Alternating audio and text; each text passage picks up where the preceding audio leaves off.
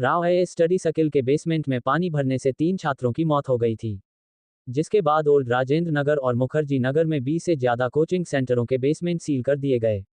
अधिकतर कोचिंग संस्थान fire and safety के मानकों को पूरा नहीं करते हैं। अब दृष्टि आईएएस समेत और कई अन्य कोचिंग सेंटर पश्चिमी दिल्ली में से कहीं और शिफ्ट होने की तैयारी में हैं।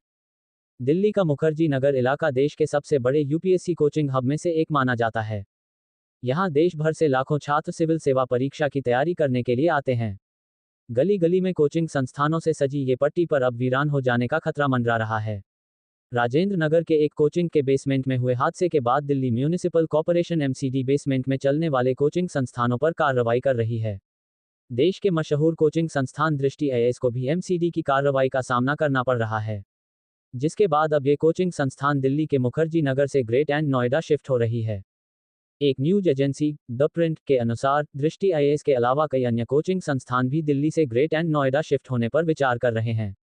इसका कारण यह है कि पश्चिमी दिल्ली इलाके में बिगड़ते इंफ्रास्ट्रक्चर और सुधार में कमी।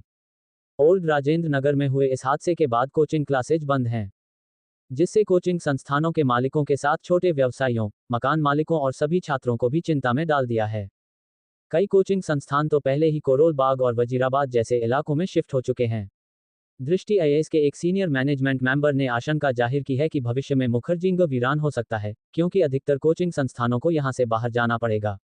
अधिकतर यहां की इमारतें सरकारी मापदंड को पूरा नहीं करती हैं।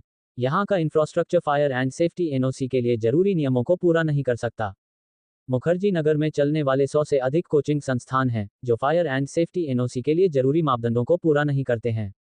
27 जुलाई को राव आईएएस स्टडी सर्किल के बेसमेंट में पानी भरने से यूपीएससी के 3 छात्रों की मौत हो गई थी, जिसके बाद ओल्ड राजेंद्र नगर और मुखर्जी नगर में कम से कम 20 कोचिंग संस्थानों के बेसमेंट को सील कर दिया गया था।